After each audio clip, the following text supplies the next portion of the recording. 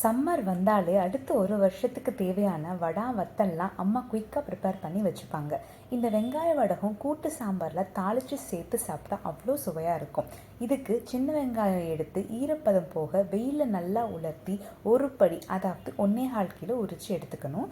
பூண்டு ஒரு கையளவு, உளுத்தம் பருப்பு காப்படி, துவரம் பருப்பு அதில் 3/4 அளவு, பாசிப்பருப்பு அதில் 1/4 அளவு சேர்த்தா போதும். இது தவிர தனியா 2 டேபிள் ஸ்பூன். தனித்தனியாக 3-4 மணி நேரம் ஊற வச்சு ஒரு காட்டன் கிளாத்தில் நல்லா உலர்த்தி எடுத்துக்கணும். ஒரு அரவையில் முதல்ல உரித்து அலசின வெங்காயம் பூண்டு அது மசிச்சு வந்ததும் உளுத்தம்பருப்பு வெந்தயம் தான் சேர்க்கணும். அது மாவானதுக்கப்புறம் தான் துவரம் பருப்பு பாசிப்பருப்பு சேர்க்கணும்.